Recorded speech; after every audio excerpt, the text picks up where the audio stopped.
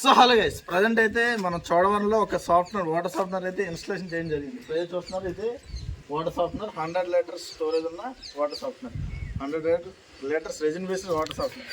So బేసిక్గా మీకు software గురించి ఐడియా ఉంటే ఎందుకో ఏమిటనేది మీకు కొత్తగా చెప్పవసరంలే. ఒకవేళ కొత్తగా చూస్తున్న వాళ్ళకైతే ఈ వీడియో బేసిక్గా సాఫ్ట్వేర్ అనేది మన ఇంట్లో ఏదైతే ఈ మధ్య ప్రతి ఒక్కరి ఇంట్లో ఫ్లోరైడ్ కంటెంట్ ఎక్కువ వస్తుంది, కాల్షియం మెగ్నీషియం అదే ఎక్కువ కంటెంట్ దాన్ని ఫ్లోరైడ్ అంటాం యాక్చువల్గా. సో దీనివల్ల మనకు ఉన్న లాసెస్ ఏంటంటే స్కేలింగ్, మన బాత్రూంలో కానీ సింక్ దగ్గర కానీ లేదంటే మన ట్యాప్స్ కానీ మొత్తం అన్నీ మన గ్రేజర్స్ చెప్పుకుంటూ పోతే డిష్ వాషర్లు అన్నీ కూడా స్కేలింగ్ ఎక్కువ ఫామ్ అవుతుంటాయి. సో ఆ స్కేలింగ్ రాకుండా ఆపడం కోసం ఇది ఏదైతే చూస్తున్నామో రెజిన్ బేస్డ్ సాఫ్ట్వేర్ ఇది ఎప్పటి నుంచో ఉన్నదే, కాకపోతే మనం ఎవరికి తెలీదు, అవసరం లేదు కూడా ఇన్ని రోజులు. సో ఇప్పుడు ప్రతి ఒక్కరు కూడా ఎక్కువ హార్డ్నెస్ ప్రాబ్లం ఉంది కాబట్టి ఇప్పుడు మీరు తెలుసుకోవాల్సిన అవసరం ఉంది, దానికోసం అయితే వీడియో చేయడం జరుగుతుంది. బేసిక్గా సాఫ్ట్వేర్ వచ్చేసి ఏం చేస్తుందంటే మనకి వాటర్లో ఉన్న కాల్షియం మెగ్నీషియం ఏదైతే ఫ్లోరైడ్ కంటెంట్ స్కేలింగ్ ఫామ్ అవుతూ ఉంటుందో దాన్ని రిమూవ్ చేయడానికి దీన్ని యూజ్ చేస్తాం. ఇందులో ఉండే సెల్స్ ఏం చేస్తాయంటే ఆ కాల్షియం మెగ్నీషియంని వాటిని హోల్డ్ చేస్తాయి, వాటర్లో వచ్చినప్పుడు హోల్డ్ చేసి పట్టుకుంటాయి.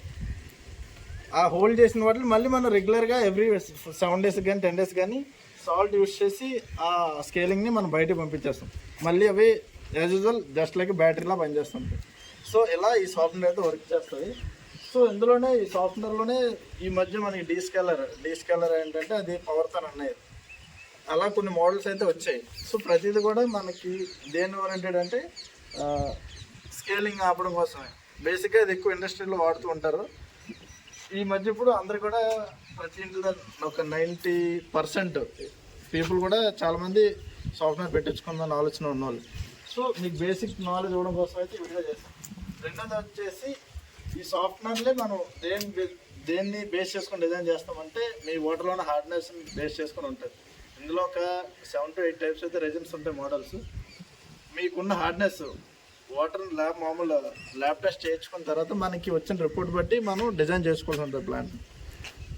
సో ఈ విధంగా మనం అయితే ఈ సాఫ్ట్వేర్ అయితే వేయడం జరిగింది. కొందరికి వాటర్లో హార్డ్నెస్తో పాటు ఐరన్ కంటెంట్ కానీ ఇంకా ఇతర బ్యాక్టీరియా ఉంటూ ఉంటాయి, సిలికా అవన్నీ. సో వీటిలన్నిటిని మళ్ళీ రిమూవ్ చేయాలంటే నాట్ ఓన్లీ సాఫ్ట్వేర్, మనకి అడిషనల్గా మళ్ళీ వాటి సపోర్టింగ్ ఎలిమెంట్గా మళ్ళీ ఇంకొక డీస్కేలర్ కానీ లేదా ఆర్ఓ సిస్టమ్ కానీ పెట్టుకోవాల్సి ఉంటుంది. సో ఈ విధంగా సాఫ్ట్వేర్ ఒక వర్కింగ్ మీరైతే చూసారు ఏం జరుగుతుంది అసలు అనేది. నార్మల్ కాల్షియం మెగ్నీషియం అనేదాన్ని రిమూవ్ చేస్తాను, మీకు అర్థమైంది. తర్వాత దీని ఒక వర్కింగ్ ఎలా ఆపరేట్ చేయాలి. సో బేసిక్ నాలెడ్జ్ ఎవరైనా సాఫ్ట్వేర్ పెట్టించుకుంటే దీన్ని ఆపరేట్ చేయడం ఎలా ఏంటి పెద్ద హెడ్ఏక్ ఏమో అని అనుకుంటూ ఉంటారు. ఏం లేదు, జస్ట్ ఎవ్రీ 7 to 10 daysకి ఒక వారంలో ఒకసారి కానీ ఏదో ఒక రోజు మనం ఒక 15 minutes కేటాయిస్తే పని అయిపోతుంది. ఏం చేయాలనేది ఫస్ట్ మీరు స్టార్ట్ చూస్తే ఫస్ట్ ఇది యాక్చువల్గా మనకి ఈ డ్రమ్లో ఏదైతే ఉందో ఒక 10 kgs ఆఫ్ సాల్ట్ వేసుకొని దాంట్లో ఒక 30 liters ఆఫ్ వాటర్ పోసుకొని తరగొట్టిన తర్వాత సింపుల్ ప్రొసీజర్ ఒక రిన్స్లో మనం పెట్టాలి, రీజనరేషన్లో పెట్టిన ఒక 10. ఇప్పుడు ఏదైతే సాఫ్ట్వేర్ ఉందో మామూలు మైక్ ఎందుకు ఇలా చెప్పేద్దాం.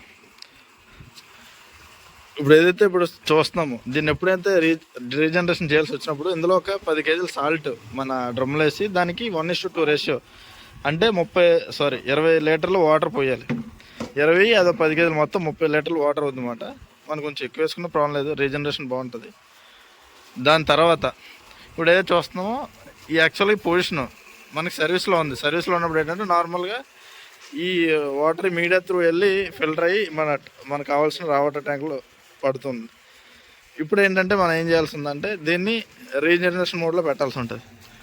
రీజనరేషన్ పొజిషన్ మార్చాలి. కాకపోతే పొజిషన్ మార్చే ముందు ఈ వాల్స్ ఏవైతే ఉన్నాయో వీటిని క్లోజ్ చేయాలి, ఫ్రీ చేయాలి.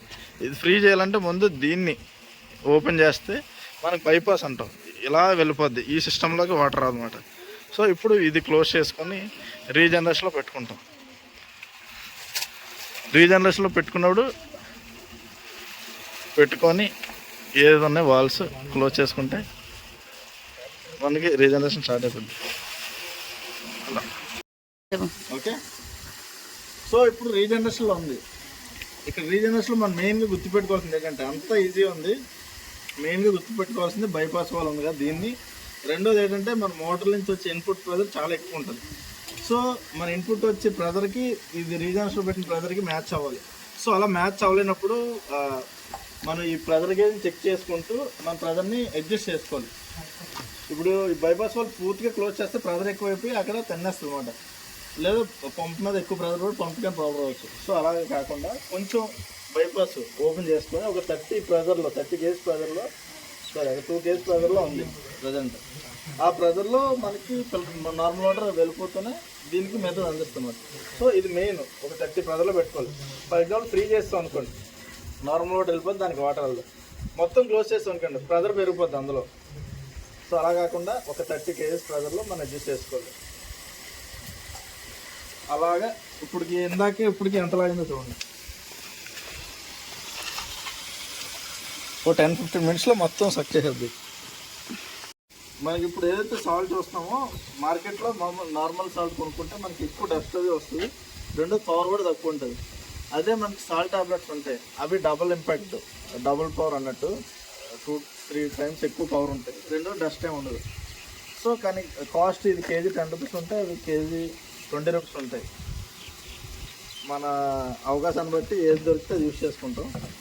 సో ఆ విధంగా ఏంటంటే ఇప్పుడు మనకి ఆపరేషన్ అయితే మీకు అర్థమైంది కదా. మనం ఓన్లీ సాఫ్ట్వేర్లో అర్థం చేసుకోవాల్సింది ఆ బైపాస్ లైన్ ఒకటి, రెండవది ఇక్కడ ఈ ఉప్పు కలపడం, ఈ మల్టీపోర్ట్ వాల్ హ్యాండిల్ చేయడం, ఈ 3 థింగ్సే ఉంటాయి. ఫస్ట్ థింగ్ ఎప్పుడు గుర్తుపెట్టుకోవాల్సింది ఆ బైపాస్ వాల్. మనం ఎప్పుడైనా దీన్ని ఆపరేట్ చేయాలంటే బైపాస్ వాల్ ఓపెన్లో ఉంచుకోవాలి, ఇది క్లోజ్ చేసుకోవాలి అంతే. సో ఫస్ట్ రీజనరేషన్ అయిపోయింది, తర్వాత రిన్స్ అయిపోయింది, ఇప్పుడు సర్వీస్లో పెట్టాలి. సో సర్వీస్లో పెట్టే ముందు సేమ్ ఇది కలపాలంటే మీకు ఏం చెప్పాను, బైపాస్ వాల్ ఫ్రీ చేసుకుంటాం, ఓపెన్ చేసుకుంటాం, వాల్ క్లోజ్ చేసుకుంటాం. సో సర్వీస్లో పెట్టిస్తాం, యాజ్ యూజువల్ నార్మల్గా మీరు రన్ అయిపోద్ది. ఇది ఫ్రీ చేస్తాం, ఇది బైపాస్ వాల్ క్లోజ్ చేస్తాం, అంతే అయిపోయింది. ఇంకా మళ్ళీ వారం 10 రోజుల తర్వాత మళ్ళీ దీని జోలికి వస్తాం పెట్టించుకొని. సో ఇది సింపుల్ ప్రొసీజర్. డైలీ 15 వారానికి ఒకసారి 15 మినిట్స్ టైం స్పెండ్ చేయగలిగితే మీ వాటర్ అయితే బాగుంటుంది. సో ఈ విధంగా సాఫ్ట్వేర్ అయితే వర్క్ అవుతుంది. ఒకసారి అక్కడ మనం ఏదైతే చూస్తున్నామో ప్రభాస్ గారి పెదనాన్న ఇల్లు అంట, ఒకసారి దేవుడు పట్టిన దానిలో ఉంది, ఒకసారి వెళ్ళి దాంట్లో కథా కార్యక్రమం అయితే ఒకసారి చూసేది. నెలకి దూరం వచ్చాం కాబట్టి